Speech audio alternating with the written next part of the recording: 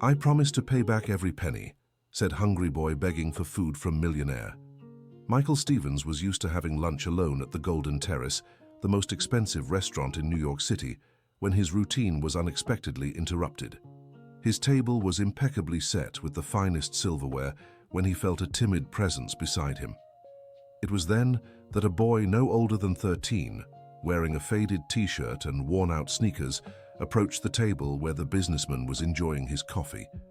The boy with light brown hair and large eyes trembled slightly, but there was a surprising determination in his thin gaze. "Sir, could you buy me a meal?" the boy asked, his voice strained with hunger. "I promise to pay back every penny." Michael stopped stirring the sugar in his coffee and looked up. At 42, he had built an empire in the construction industry and wasn't usually bothered by beggars. His expression was ready to dismiss the boy when something in that gaze made him hesitate. "How did you get in here?" Michael asked, noticing that the maitre d' certainly wouldn't have allowed a child who looked like that inside. "I came with my aunt who works in the kitchen. She doesn't know I left," the boy replied, lowering his head. "But I don't want her to find out. She already does so much for me and my grandma." There was something in the honesty of those words that touched Michael inexplicably. The businessman studied the boy more closely. Too thin for his age, clothes clean but patched, small hands marked by early labor. "What's your name?" Michael asked, gesturing for the boy to come closer. "Tyler, sir, Tyler Johnson," the boy answered, still keeping a respectful distance. "And why are you so sure you'll be able to pay me back, Tyler?" The boy took a deep breath before answering, as if gathering all his courage. "Because I work selling water at the traffic light on Fifth Avenue. I don't make much, but I always save a little. If you lend me the money, I'll come back every day until I pay it all back." Michael was intrigued by the maturity in those words coming from a child. He had grown up in a wealthy family, always had everything he wanted, and had never encountered such determination from someone so young. "Sit down," Michael said, pointing to the chair across from him. Tyler hesitated for a moment, looking around the elegant restaurant, clearly intimidated by the luxurious setting. The marble tables, sparkling crystal, and waiters in tuxedos contrasted sharply with his simple appearance. "I don't know if I can, sir. My clothes are—" "Sit," Michael repeated, more firmly but without harshness. The boy obeyed, perching on the edge of the chair as if ready to bolt at any moment. Michael discreetly signaled the waiter. "Bring the menu," he ordered, turning his attention back to Tyler. "Choose whatever you want." The boy's eyes widened in surprise and gratitude. When the waiter brought the menu, Tyler flipped through it carefully, as if it were a fragile treasure. Michael watched every movement, noticing how the boy scrutinized the prices with extra care. "Can I just have a sandwich and juice?" Tyler asked, clearly trying to pick the cheapest options. "You can order whatever your hunger is asking for," Michael replied. "When was the last time you ate?" Tyler looked down, embarrassed. "Yesterday morning. I gave my lunch to my grandma because she wasn't feeling well." Those words hit Michael like a punch to the gut. Here he was, complaining when his private chef delayed dinner by a few minutes, while facing a child who went days without food to care for his sick grandmother. "Waiter," Michael called, his voice now more serious. "Bring us a generous portion of your best dish of the day, with appetizer, dessert, and all the sides." "Sir, that must be very expensive," protested Tyler, clearly worried. "Let that be my treat. You just focus on eating." Dear listener, if you're enjoying the story, don't forget to like, and especially subscribe to the channel. It helps us a lot as we're just starting out. Now continuing. When the food arrived, Michael watched fascinated as Tyler ate. The boy chewed slowly, savoring every bite as if it were the most precious meal in the world. There was no rush or desperation, just a silent gratitude expressed in every careful movement. "Your grandmother, is she sick?" Michael asked, trying to strike up a conversation.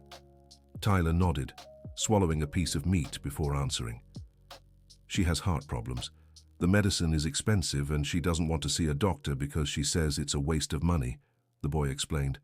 "I work to buy the medicine, but sometimes there's not enough left for food." "And your parents?" Tyler's expression darkened. "My father left when I was little. My mother works in another city and sends money when she can, but it's never enough. Grandma Margaret has taken care of me my whole life." Michael felt a strange pang in his chest. There was something about this story that moved him in a way he couldn't explain.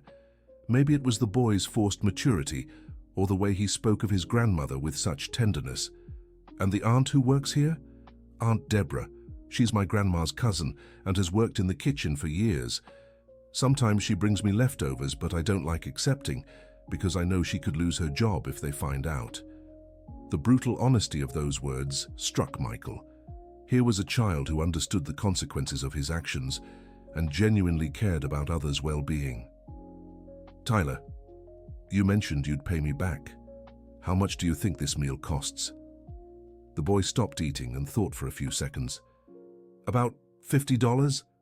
Michael nearly choked on his coffee. That dish alone cost over $200, not counting drinks and dessert.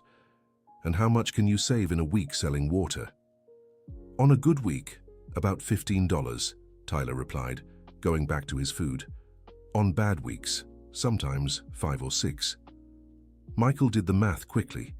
It would take the boy over a month to pay for that meal, if he saved every penny he earned. "Tyler, what if I said you don't have to pay me back?" The boy stopped eating immediately and looked at him seriously. "Then I can't accept it, sir. My grandma always taught me we shouldn't take anything for free. If you do, it becomes a favor, and favors always come with interest." The wisdom in those words left Michael stunned. At 42, with all his business experience, he rarely heard something so profound from someone so young. "Your grandmother sounds like a very wise woman." "She's the smartest person I know," Tyler said proudly. "She reads and writes better than most, knows stories from everywhere, and always has good advice for any situation." "Has she always lived here in New York City?" "No, she came from the countryside when she was young. She worked in many homes as a maid, took care of wealthy families. Sometimes she tells stories about the people she met. Something about that detail stirred a strange feeling in Michael, as if a distant memory were trying to surface. But the feeling passed quickly when Tyler finished eating and began to rise from the table. "Thank you very much, sir. Now I have to go. My grandma will worry if I'm too late." Michael signaled for the waiter to bring the check. When he arrived, the total was $230. Tyler peeked over his shoulder and his eyes widened. $230, he whispered, clearly shocked. That's when Michael stood up to grab his wallet and realized it wasn't in its usual place. He checked all the pockets of his jacket, then his pants, but nothing. "My wallet," he murmured, starting to grow worried. Tyler immediately understood what was happening. Without hesitation, he reached into his pants pocket and pulled out a small amount of crumpled bills and coins. "Sir, I have $43 here. It's not everything, but it's what I've managed to save over the last 2 months, Tyler said, handing the money to Michael. Michael looked at that handful of coins and small bills, clearly the result of weeks of hard work by a child, and felt something he hadn't experienced in years, a deep, inexplicable emotion. "Tyler, I can't take your money, but you're in trouble. I know how bad it feels when you don't have money to pay for something," the boy insisted. "We can owe the restaurant, and I'll pay little by little. They know Aunt Deborah. They'll trust us." The generosity of that gesture left Michael completely speechless. Here was a child who had just eaten his first full meal in 2 days, offering his only savings to help a stranger who clearly had far more money than he did. "No, Tyler," Michael said, his voice slightly choked. "Thank you, but no. There must be some explanation for my missing wallet." Michael called the restaurant manager, who promptly offered to look for the wallet and allow payment later, since Michael was a frequent and respected customer. "Problem solved," Michael said, turning to Tyler. "Now let me take you home." "You don't have to, sir. I know how to get back on my own." "I insist. It's the least I can do after what you did for me." Tyler hesitated, but finally agreed. The two left the restaurant together, drawing curious glances from other customers who watched this unlikely pair, the elegantly dressed businessman and the simply dressed boy walking side by side. During the ride in Michael's car, Tyler was impressed by the luxury of the vehicle, but tried to hide it, looking out the window and commenting on the traffic. Michael took the opportunity to get to know the boy better. Tyler, do you like school? I love it. I'm in 8th grade, but sometimes I miss class when my grandma isn't feeling well or when I need to work more. And what do you want to be when you grow up? Tyler thought for a moment. My grandma always says I have a knack for business because I can talk to all kinds of people at the stoplight. Maybe I could have a company one day, the boy replied, then chuckled softly. But that seems kind of impossible, doesn't it? Why impossible? People like me don't usually own companies. We work for people like you. Michael was unsettled by the resignation in the voice of someone so young. Tyler, what neighborhood do you live in? In South Bronx. It's kind of far from here. Michael knew the area, one of the poorest in the city with modest homes and unpaved roads. The distance between the Golden Terrace and South Bronx was far more than just geographical. When they arrived in the neighborhood, Michael was struck by the contrast. The narrow streets, small houses packed close together, children playing outside with few toys. Tyler pointed to a house at the end of a dirt road. "This is it, sir. Thank you so much for the ride." "Wait," Michael said, looking at the simple but clean and well-kept home. "Can I meet your grandma?" Tyler hesitated. She sometimes gets confused when she sees strangers. Don't take it badly if she says something odd. The two stepped out of the car and walked up to the front door. Tyler knocked lightly before entering. "Grandma, I'm here, and I brought a guest." A gray-haired woman appeared at the door. She must have been around 70, slender but with bright, intelligent eyes, and when she saw Michael, her expression changed completely. Michael Stevens," she said, her voice filled with surprise and something that sounded like recognition. Michael froze. How did this woman know his full name? "Grandma, do you know Mr. Stevens?" Tyler asked, just as surprised as Michael. The woman whom Tyler had called Grandma Margaret studied Michael for a few seconds, as if trying to piece together a puzzle. "Sometimes I confuse people," she said softly. "I'm sorry, sir, must be my age." But Michael could tell there was no confusion in those eyes. There was genuine recognition, and something more, a mix of surprise and restrained emotion. "Mrs. Margaret, are you sure we haven't met before?" She avoided his gaze and turned to Tyler. "How was your afternoon, my dear?" "Mr. Stevens treated me to a meal at the fanciest restaurant in town, Grandma, and when his wallet went missing, I offered him our savings." Mrs. Margaret looked at Michael with an expression he couldn't quite decipher. "My grandson has too good a heart for this world," she said, "always wanting to help everyone, even when we barely have enough to eat." "He impressed me greatly," Michael admitted. "In fact, I came here because I wanted to repay his kindness in some way." "We don't need charity," Mrs. Margaret replied quickly, though not sharply. "It's not charity, it's gratitude." Tyler glanced between them, sensing a tension in the air he didn't fully understand. "Mr. Stevens, would you like some coffee?" Tyler offered, ever polite. "Tyler, our coffee isn't like what the gentleman is used to," Mrs. Margaret said, clearly embarrassed. "I'd love some coffee," Michael replied sincerely. The three stepped into the small but immaculately clean house. Michael noticed there wasn't much furniture, but everything was arranged with care. On the wall hung a few old photos and a framed diploma. "You went to college?" Michael asked, pointing to the diploma. "Teaching degree," Mrs. Margaret answered with pride.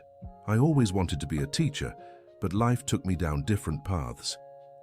Dear listener, if you're enjoying the story, don't forget to like and subscribe to the channel. It really helps us newcomers. Now back to the story. As Mrs. Margaret prepared the coffee, Tyler showed Michael a notebook where he tracked his daily earnings. "Look, Mr. Stevens, here I write down everything I earn and everything I spend. My grandma taught me to do this." Michael flipped through the notebook and was impressed by the meticulous organization. Tyler recorded every penny, including small expenses like bus fare and basic meals. "Tyler, you're very organized for your age. My grandma always says, if you can't take care of a little, you'll never handle a lot." When Mrs. Margaret returned with the coffee, Michael noticed her hands trembled slightly. Tyler immediately stood to help her. "Thank you, my angel," she said, tenderly stroking his face. Michael watched the interaction and felt a pang of longing for something he couldn't name. There was a deep connection between these two that went beyond blood. "Mrs. Margaret, how long have you lived here?" "About 15 years. Before that, I lived in other neighborhoods, worked in family homes in the Upper East Side, Beverly Hills, places like that." "And Tyler has always lived with you?" "Since he was 3. His mother, my daughter, had to go work in another city. It's better this way. He has stability here with me." Michael drank the simple coffee, made with care, and felt it was much better than many expensive coffees he'd had at fancy restaurants. "Mr. Stevens," Tyler suddenly said, "you still haven't told me how much that meal cost. I need to know so I can calculate how much I'll have to pay." "Tyler, forget about it. Consider it settled." "No, sir. A promise is a promise. I said I'd pay back every penny, and that's what I'll do." Mrs. Margaret watched the conversation closely, and Michael noticed pride in her eyes as she saw her grandson's determination. $230, Michael finally said. Tyler did the math quickly. "If I can save $15 a week, it'll take me about 15 weeks to pay it all back, almost 4 months." "Tyler, that's too long, and you need that money for other things." "A promise is a promise," the boy repeated stubbornly. Michael spent another hour at their home talking about various things. He was impressed by Tyler's intelligence and Mrs. Margaret's wisdom. When he got up to leave, Tyler walked him to the car. "Mr. Stevens, where can I find you to make the payments?" Michael thought for a moment. He could give his office address, but something made him hesitate. "How about if I come by here to collect them from time to time? That way, I can check in on you both." "You'd do that?" "Of course. I really enjoyed meeting you two." Tyler smiled, and Michael realized it was the first genuine smile he'd seen from the boy since they'd met. "See you later, Mr. Stevens." "See you later, Tyler." On the drive home, Michael couldn't stop thinking about their encounter. There was something about Mrs. Margaret that bothered him, a sense of familiarity he couldn't explain, and Tyler had stirred feelings in him he didn't know he had. Once home, Michael called his assistant. "Jennifer, I need you to do me a favor. I want my wallet found as soon as possible." "Sir, didn't you leave it at the restaurant?" "No, they searched everywhere. It must have been stolen on the street." "I'll cancel the cards right away." "Thank you. And Jennifer, tomorrow I want you to look into job opportunities for minors, apprenticeship programs, that kind of thing." "Any specific project in mind?" "Maybe. I'm still thinking." That night, Michael had trouble sleeping. The image of Tyler offering his savings wouldn't leave his mind. In his 42 years, he'd met many people, closed thousands of deals, but he'd never been moved by a gesture as pure as that. The next day, Michael tried to return to his normal routine, but found himself thinking about Tyler during every meeting. In the afternoon, he decided to stop by the traffic light on 5th Avenue to see if the boy was working. It didn't take long to spot him. Tyler was there, with a cooler full of water bottles, politely approaching cars with a friendly demeanor. Michael watched from a distance for a few minutes, impressed by the boy's professionalism. When the light turned red and Tyler approached his car, the boy took a moment to recognize him. "Mr. Stevens, what are you doing here?" "I wanted to see how you work. I'm impressed by your professionalism." Tyler smiled, clearly proud of the compliment. "My grandma taught me that no matter what job you do, you have to do it well." "How many bottles do you sell a day?" "Depends on the day. Today's been good. I've sold 20. I make 50 cents on each one." Michael did the math. $10 for a whole day under the sun, breathing car fumes. It was less than he spent on a cup of coffee. "Tyler, did you eat lunch today?" The boy hesitated before answering. "I had some bread this morning. I'll grab something later." "Get in the car." "Let's have lunch." "I can't, sir. I still have to sell the remaining waters." "How many are left?"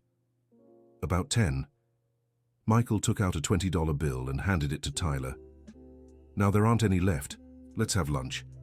Tyler looked at the bill, then at the water bottles, doing the math. "Sir, this is way more than the waters are worth. Consider the difference a bonus for good service." Tyler packed the remaining bottles into the cooler and got in the car, but Michael noticed he seemed uneasy. "Something wrong, Tyler?" "It's just, this is starting to feel like a favor, sir. and my grandma always said favors come with interest. Michael laughed, impressed by the boy's wisdom.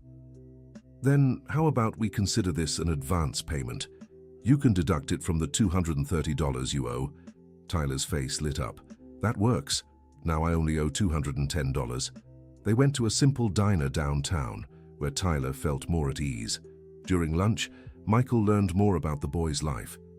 Tyler, has your grandma ever told you about the time she worked as a housekeeper? She shares stories sometimes. She took care of many important families, always with great affection. Sometimes she talks about a child she was very fond of, a boy she helped raise when he was little. Michael felt that strange sensation again. Does she remember that child's name? She always calls him my boy, never says the name. But he must have been special because she gets emotional when she talks about him. And she never mentioned which family it was. Tyler shook his head.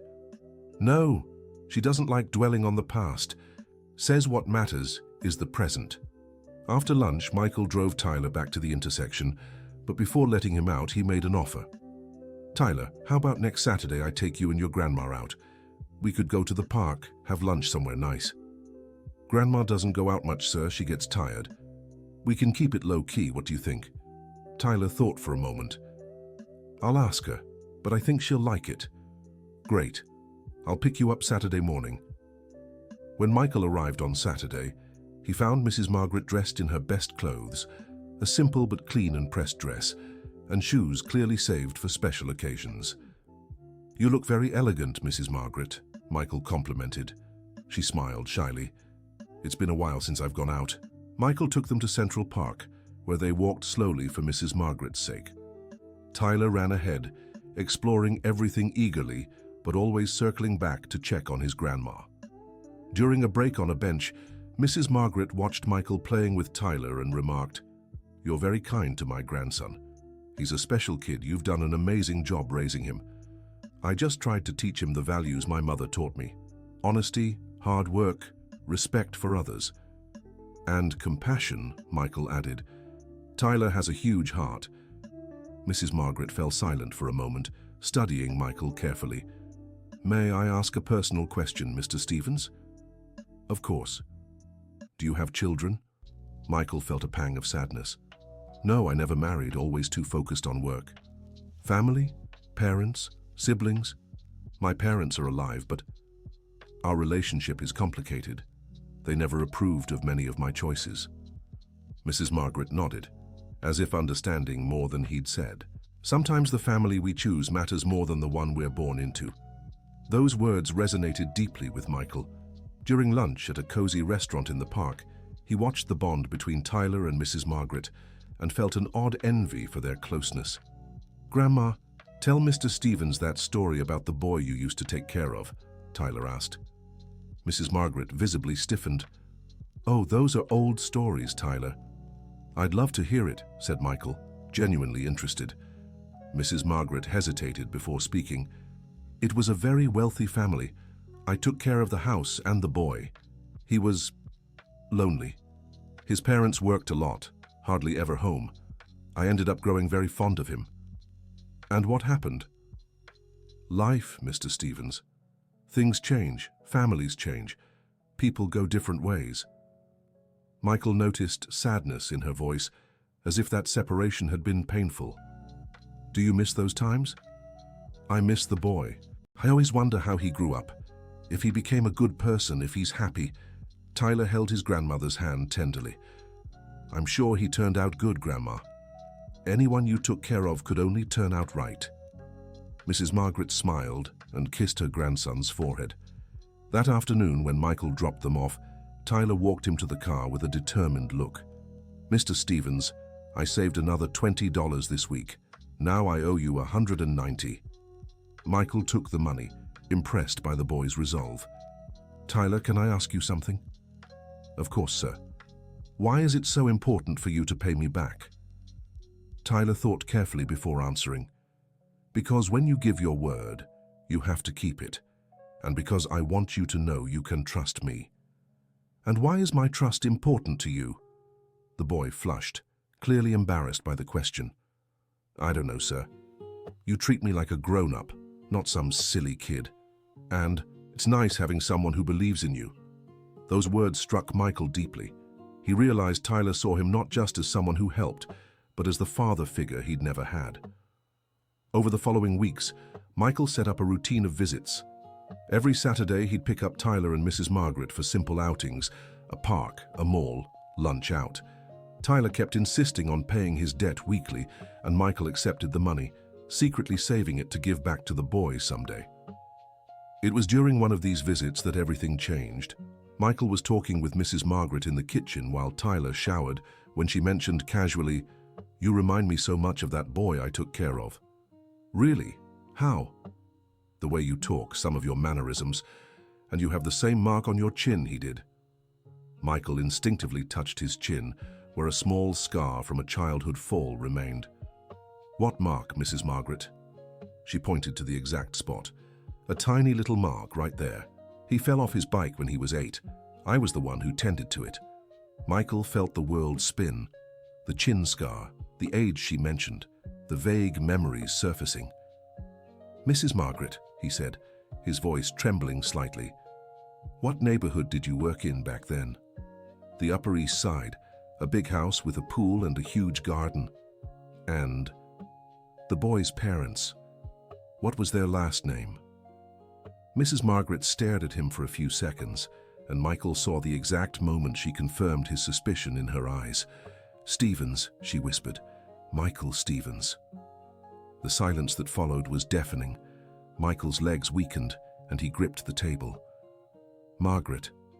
Aunt Margaret?" She nodded, tears welling in her eyes. "My boy, my little Michael." Dear listener, if you're enjoying the story, take a moment to like and especially subscribe to the channel. It helps us a lot as we're just starting out. Now, continuing. The memories came like an avalanche. Michael remembered everything. The caring woman who would wake him in the morning, who made him special sandwiches, who comforted him when his parents fought, who told him bedtime stories when he was alone in that big, cold house. How didn't you recognize me before?" Michael asked, his voice choked. "I did recognize you, from the very first moment, but you were so different, so serious, so grown up. And I didn't know if you'd remember me," replied Mrs. Margaret, wiping her tears. "Remember you, Margaret. You were the only person who ever showed me real affection during my entire childhood. How could I forget?" At that moment, Tyler came out of the shower and found the two of them hugging in the kitchen, both crying. "What happened? Is Grandma okay?" Michael stepped back from Mrs. Margaret and looked at Tyler, now seeing the boy he'd met at the restaurant in a whole new light.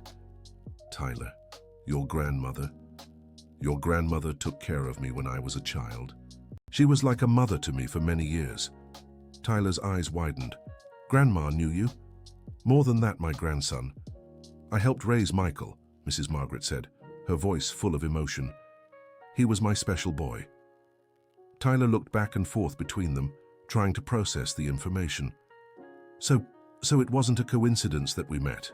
Michael and Mrs. Margaret exchanged glances. "Sometimes life has its own way of bringing people together who need to be together," Mrs. Margaret said wisely. Michael knelt down to be at Tyler's eye level. "Tyler, do you know why I felt so connected to you from the very first moment? Why your determination impressed me so much?" The boy shook his head. "Because your grandmother taught me those same values when I was a child. Honesty, hard work, the importance of keeping your word. Everything you are today, I learned from her 30 years ago." Tyler looked at his grandmother with renewed admiration. "Grandma, why did you never tell me?" "Because I didn't know if he remembered me, and because it was a difficult time when I had to leave that house." Michael stood up and faced Mrs. Margaret. "Margaret, what really happened? Why did you leave?" Mrs. Margaret sighed deeply. "Your parents found out I was bringing you food when they punished you by sending you to bed without dinner. They found out I hugged you when you had nightmares. They thought I was spoiling you too much, interfering with their parenting." The memories came flooding back. Michael remembered the punishments, the lonely nights, the day he woke up, and Margaret was simply gone. "I asked about you. For weeks, I asked where you were. And what did your parents say? That you had left because you found a better job, that you weren't interested in taking care of me anymore.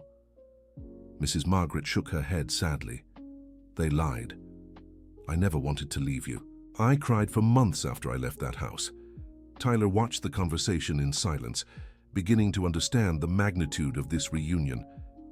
Mr. Michael, so we're, like, family? Michael smiled through his tears. More family than many people who share the same blood, Tyler. That evening, Michael stayed for dinner. It was a simple meal: rice, beans, fried eggs, and salad. But to him, it was the best meal he'd had in years. After dinner, the three of them talked late into the night, filling in the gaps of 30 years apart. Michael, tell me about your life. Are you happy? Mrs. Margaret asked. Michael thought carefully before answering. Professionally, yes. I have more money than I need, a thriving company, respect in the industry, but personally, I've felt empty for years. I don't have any real friends. My relationship with my parents is terrible. I've never been able to have a serious relationship with anyone. And do you know why? Michael looked at Tyler, who was sleeping on the couch, exhausted from the emotions of the day. I think so. After you left, I shut myself off. I learned that I couldn't trust anyone, that affection was a weakness, that the only thing that mattered was material success. Did your parents teach you that? Directly and indirectly, yes. They always said I was too sensitive, that I needed to toughen up to survive in the business world. Mrs. Margaret shook her head sadly. Children aren't born hard, Michael. They become hard when they're hurt. Those words struck Michael like lightning. He realized he'd spent 30 years building walls around his heart, thinking he was protecting himself when he was really just isolating himself. Margaret, can I ask you something? Of course, my son. The word son coming from her lips moved him deeply. Do you forgive me? For not looking for you when I grew up? For believing my parents' version? For letting you walk out of my life? Mrs. Margaret held his face in her hands, just as she had when he was a child. My son, there's nothing to forgive. You were a child. What matters is that life brought us back together. Michael hugged Mrs. Margaret tightly, feeling like the 8-year-old boy who found comfort in the arms of that extraordinary woman again. In the days that followed, Michael's life changed completely. He began questioning every decision he'd made based on the twisted values his parents had taught him. His secretary noticed changes in his behavior. He was more patient, more human, more interested in his employees' well-being. A week after their reunion, Michael sought out his parents for a long overdue conversation. The meeting took place in the luxurious penthouse where they lived, a cold and impersonal space that contrasted brutally with Mrs. Margaret's simple, welcoming home. Michael, what a surprise, said his mother, Victoria, kissing his cheek without warmth. We weren't expecting you. His father, Richard, didn't even rise from his armchair. I hope this is important. I'm in the middle of an international call. It is important, Michael said, sitting down uninvited. I found Margaret again. The two fell silent for a few seconds. Margaret who? Victoria asked, but Michael could tell she knew exactly who he meant. Margaret Johnson, the housekeeper who took care of me for 5 years and whom you fired overnight when I was 10. Richard finally looked up from his phone. Michael, that was 30 years ago. Why are you dredging this up? Because I found out you lied to me. She didn't leave because she found a better job. You fired her because she was giving me the affection you never did. Michael, we did what we thought was best for your upbringing, Victoria said defensively. That woman was coddling you too much, making you weak. Weak? Michael exploded. She was teaching me how to be human. She comforted me when you left me alone, fed me when you punished me without dinner, gave me the love every child should get from their parents. We gave you everything you needed, Richard countered. Education, a home, food, clothes. We made you a successful man. Financially successful, but a failure as a human being, Michael shot back. You turned me into a copy of yourselves, cold, calculating, incapable of real love. If you came here to insult us, I came here to understand how you could be so cruel to a 10-year-old boy who just wanted a little affection. Victoria sighed. Michael, you were always too sensitive. We thought hardening you was the best thing to do. And you succeeded. They turned me into a lonely man, incapable of maintaining relationships, who confuses financial success with happiness. And don't you? Asked Richard, genuinely surprised. Michael realized in that moment that his parents truly believed money and status were synonymous with happiness. No, Dad. Happiness is what I feel when I see Margaret caring for her grandson with the same tenderness she gave me. Happiness is seeing a 13-year-old boy with solid values despite all the hardships. Happiness is knowing you have people who love you for who you are, not what you have. The silence that followed was uncomfortable. What do you want from us, Michael? Victoria finally asked. I want you to acknowledge what you did wrong. I want you to admit that firing Mrs. Margaret was cruel and unnecessary. And I want you to respect the fact that she's now part of my life again.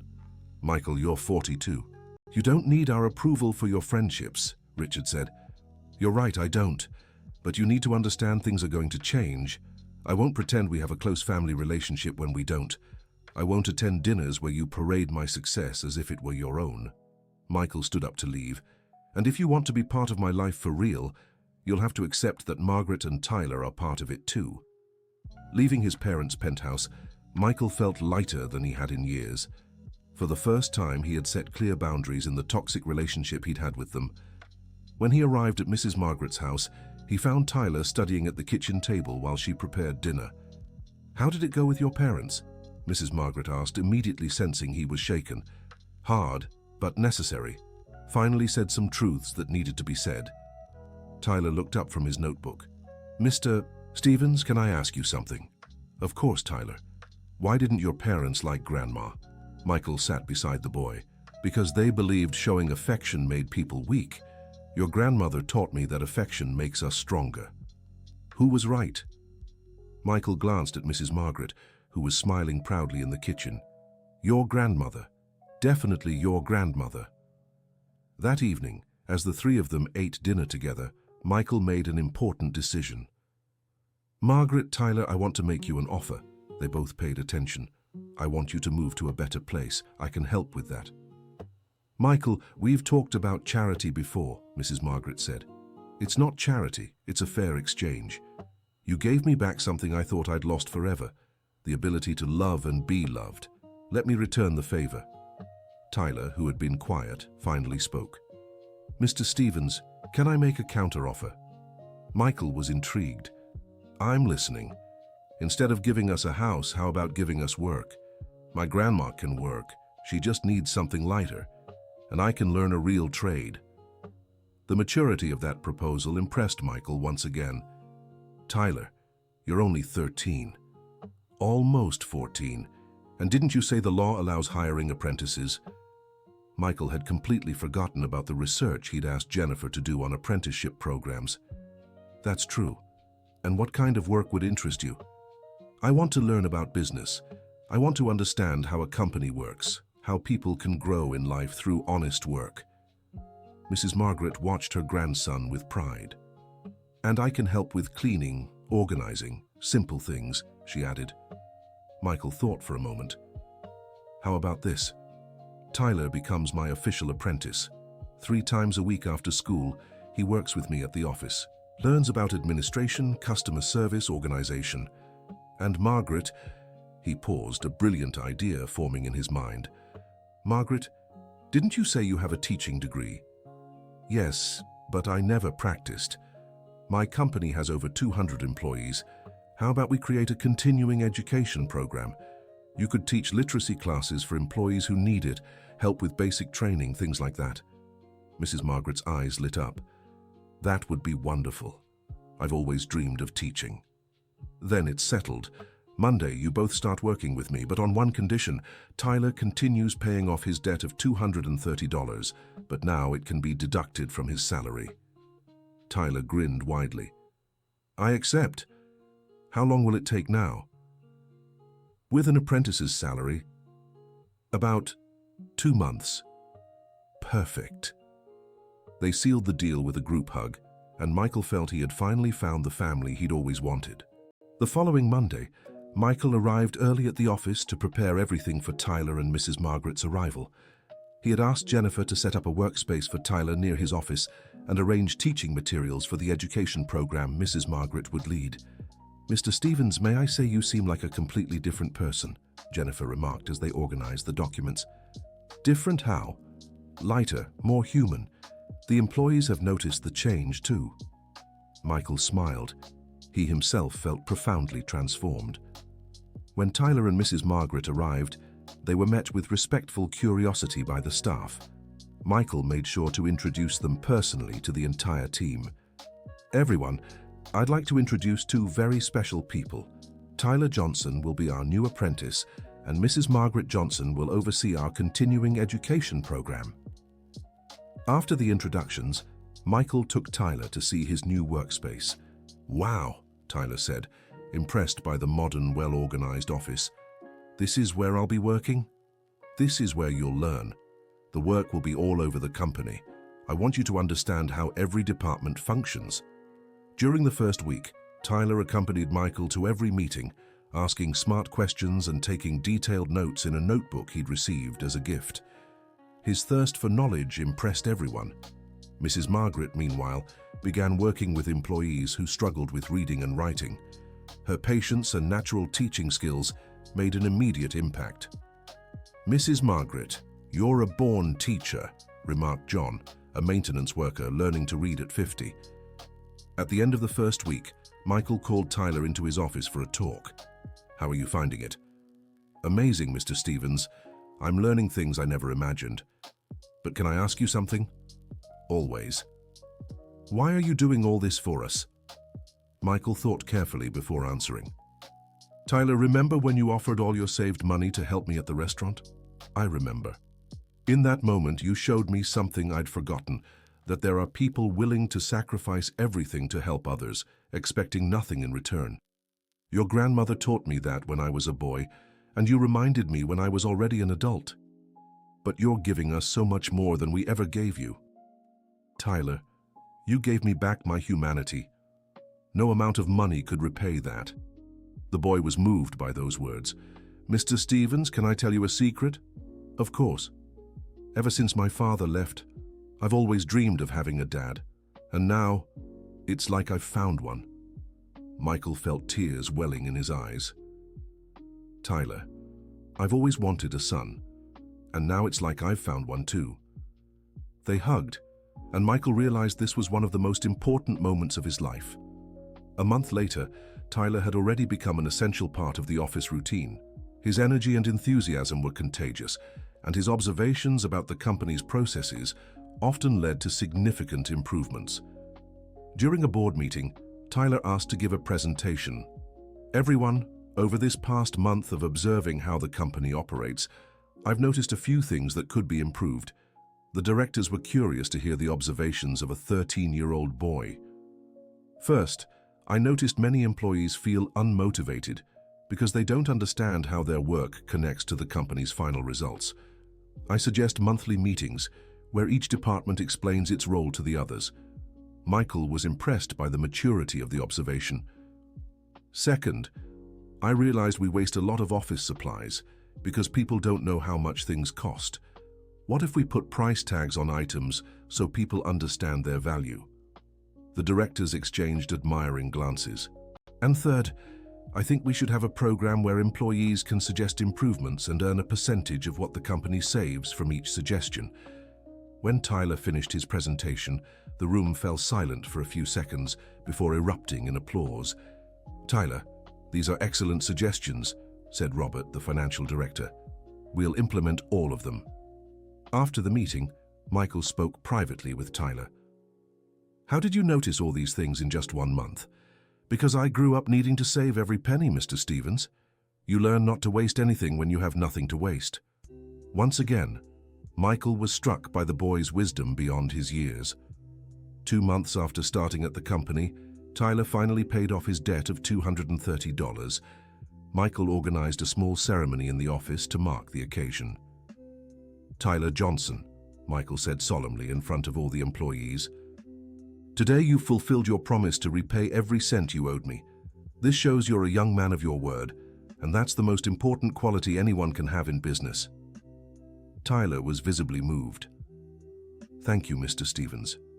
Keeping this promise was one of the most important things I've ever done in my life. And now," Michael continued, "I'd like to make an official proposal. Tyler, would you like to become my official junior partner?" The boy's eyes widened. "Partner? But I don't have money to invest." "You've already invested. You've invested your time, your intelligence, your dedication. Those are currencies far more valuable than money." Michael handed Tyler an official document. 5% of the company is now yours. As you grow and learn more, that share can increase." Tyler held the document with trembling hands. I don't know what to say. Say you accept the responsibility of helping the company grow, while always considering the well-being of every employee." "I accept," Tyler exclaimed, and all the employees applauded.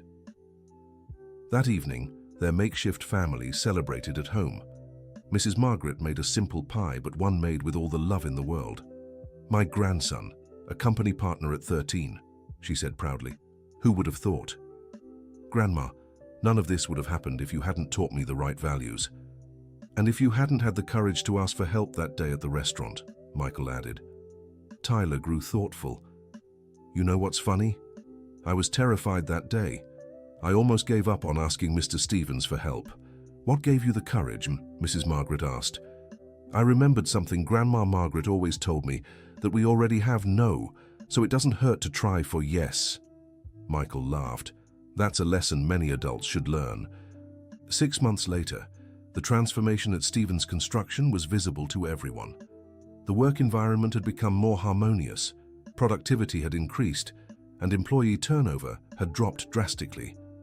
Tyler, now 14, was already respected by everyone in the company. His innovative ideas and ability to communicate with both executives and workers made him an important bridge between different hierarchical levels. Mrs. Margaret had developed such a successful literacy program that other companies began approaching Michael to implement something similar. "Michael," she said one day, "don't you think we could expand the education program? Create a kind of school for adults?" "That's an excellent idea, Margaret. How about we start a foundation for it?" "A foundation?" "Yes, the Margaret Johnson Foundation for Adult Education. You'd be the educational director." Mrs. Margaret was moved. "Michael, are you sure?" "Absolutely. You transformed my company, you transformed my life. Now it's time to transform other people's lives too." 3 months later, the foundation was up and running in its own building, offering free courses in literacy, basic computer skills, and job training for low-income adults. Tyler, despite being underage, was named the foundation's youth advisor, bringing the perspective of someone who had lived through the struggles many beneficiaries faced. During the foundation's inauguration, Michael gave an emotional speech. This foundation was born from an unlikely meeting between a successful but lonely businessman and a brave, hungry boy with dreams. "Tyler taught me that success without purpose is empty, and Margaret reminded me that love is the most powerful force in the world." The audience, composed of company employees, foundation beneficiaries, and some local business leaders, applauded warmly. "But most importantly," Michael continued, "this foundation represents a new way of doing business, one where profit walks hand in hand with social responsibility, where economic growth cannot exist without human development." Tyler stepped up to the microphone. "Can I say something too?" Michael nodded proudly. "A year ago, I was just a kid selling water at traffic lights, going hungry more often than not. Today, I'm a partner in a company and an advisor for a foundation.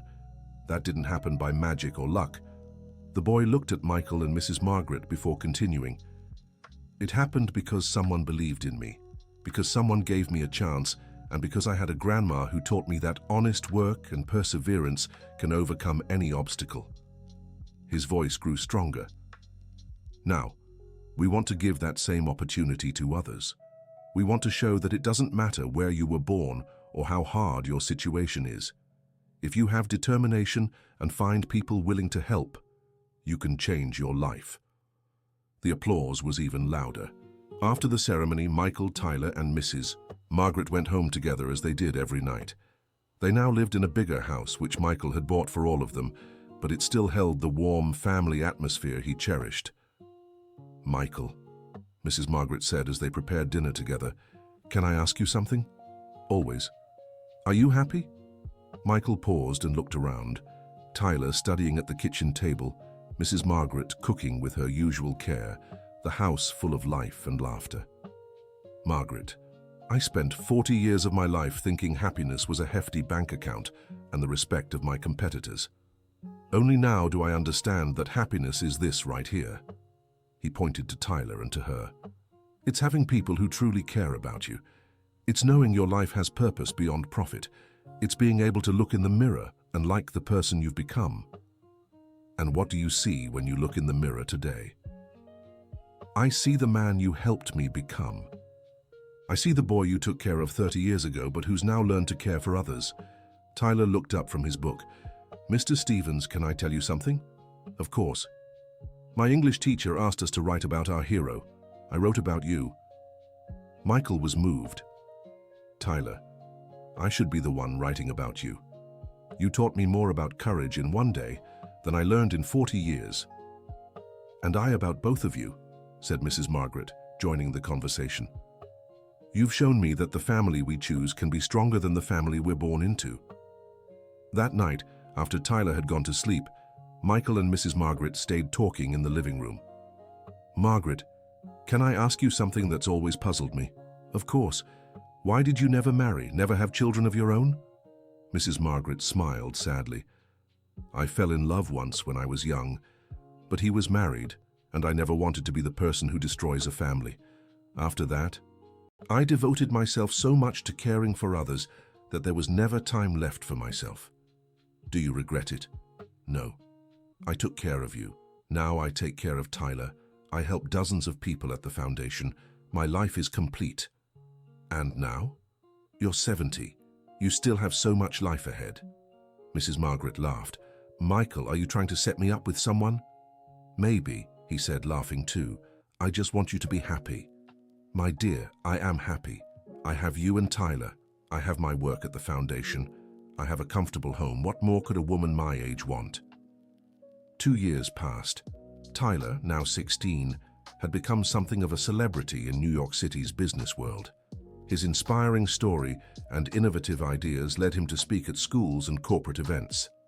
Stevens Construction had become a model of social responsibility, and the Margaret Johnson Foundation had taught over 1,000 adults to read and trained hundreds for the job market. Michael, at 45, was a completely different man. His relationship with his parents had improved slightly. They never outright admitted they were wrong, but they began showing more interest in getting to know Tyler and respecting Mrs. Margaret. During a family gathering on Sunday, Tyler made an important announcement. "Everyone, I have some news to share." Michael and Mrs. Margaret listened closely. "I've been offered a full scholarship to study business in the United States." Silence filled the room. "It's an incredible opportunity," Tyler continued, "but it also means being away from you for 4 years. Michael felt his chest tighten. The thought of Tyler leaving saddened him, but he knew it was a once-in-a-lifetime chance. "Tyler, that's wonderful," he said, forcing enthusiasm into his voice. "You have to accept." "But what about the company and the foundation?" "The company and the foundation will be here when you return. In fact, they'll be bigger and better, waiting for a qualified manager to help expand them." Mrs. Margaret, who had been quiet, finally spoke. "My grandson, do you remember when I always said that education is the one thing no one can take from you?" Tyler nodded. "Then you already know the right answer." "But Grandma, I don't want to leave you." "And we don't want you to go," Michael admitted. "But we want it even less for you to miss a chance like this because of us." Tyler was thoughtful for a few minutes. "Can I suggest something?" "We're listening," said Mrs. Margaret. "I accept the scholarship, but I want you both to promise me that you'll visit me at least twice a year, and that you'll keep our family close until I come back." Michael and Mrs. Margaret exchanged glances and smiled. "We promise," they said in unison. 6 months later, Michael and Mrs. Margaret were at the airport, saying goodbye to Tyler. The boy had grown into a confident young man, but still carried the humility and values he'd learned at home. "Take care of each other," Tyler said, hugging them both. "And don't make any major changes to the company without consulting me." "We promise," said Michael. "And you promise you'll study hard and become the best administrator you can be?" "I promise. And I promise I'll come back to help expand our projects across the entire United States." "Go now, before I change my mind, and don't let you leave," said Mrs. Margaret, wiping away tears. Tyler gave them each one last hug and headed for the gate. Michael and Mrs. Margaret watched until he disappeared from sight. "We're going to miss him," said Mrs. Margaret. "We will, but he'll come back better than ever." Over the next 4 years, Michael and Mrs. Margaret kept their promise. They visited Tyler twice a year, and he returned to the US during breaks. The company and the foundation continued to grow, always with the young partner's remote involvement. Tyler sent monthly reports with suggestions and observations about their activities and joined important meetings via video call. His presence was felt even from afar. During this time, Michael and Mrs. Margaret grew even closer. She became his unofficial advisor for all major decisions, and he became the devoted son she'd never had. When Tyler graduated with honors in business administration, Michael and Mrs. Margaret sat in the front row at the ceremony. "I'm so proud of you, my grandson," said Mrs. Margaret, embracing Tyler. "And I'm proud to have you as family," Tyler replied. "Tyler," said Michael, "ready to come home and revolutionize the American business world?" Tyler smiled. "More than ready. I've got plans that will blow you away." Back in the US, Tyler implemented a series of innovations that turned Stevens Construction into the most respected civil engineering company in the country. His international education, combined with the solid values he'd learned at home, created a powerful combination. The Margaret Johnson Foundation expanded to 5 cities and was planning branches in other states.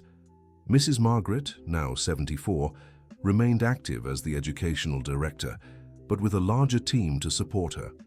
During a strategic planning meeting, Tyler presented his most ambitious proposal yet. "I want us to create a national network of adult education foundations, one in every state capital." Michael was stunned by the scale. "Tyler, that would require a massive investment." "I know. That's why I'm giving up part of my company dividends for the next 5 years to fund it." Mrs. Margaret looked at him with pride. "My grandson, are you sure about this?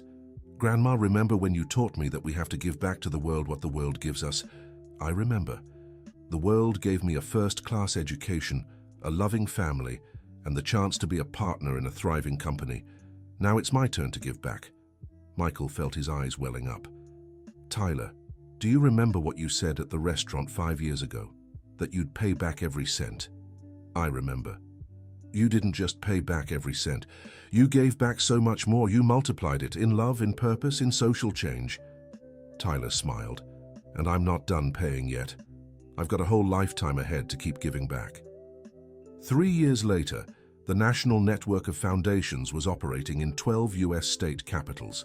Tyler, now 25, had become a national reference in corporate social responsibility. Michael, at 51, had finally married, a teacher he met through Mrs. Margaret. It was a marriage built on true love and shared values, very different from the superficial relationships he'd had before. Mrs. Margaret, at 77, had been honored by the federal government for her contributions to adult education. Despite her age, she remained active and energized by the work she loved. During a Christmas dinner at the home the three shared, Michael made a special toast. 6 years ago, a brave boy walked into the most expensive restaurant in New York City and changed my life forever. Today we're a family, we have a thriving business, a foundation that has already transformed thousands of lives, and most importantly, we have love for one another." Tyler raised his glass. "And 6 years ago, a successful businessman gave me a chance when I needed it most. Not only did he pay for my meal, but he taught me that success only matters when it's shared." Mrs. Margaret also raised her glass. "And 45 years ago, I cared for a lonely boy without knowing he'd one day become the son of my heart. And 25 years ago, I gained a grandson who gave me purpose and joy." The three clinked their glasses, and Michael realized this was the happiest moment of his life. "Tyler," he said, "you kept your promise to pay back every penny. But can I ask one more thing?" "Of course." "Never stop giving back. Keep turning pennies into love, into opportunities, into hope for others." Tyler smiled, that same determined smile Michael had first seen 6 years ago. "I promise. A promise is a promise." The end of the story. Now tell me, what did you think of this story? Did Michael make the right choice by helping Tyler? And Mrs. Margaret, don't you think she was a quiet hero? Share your honest thoughts about this family that chose and found each other after so many years in the comments below. Don't forget to like and, most importantly, subscribe to the channel so you don't miss other heartwarming stories like this one.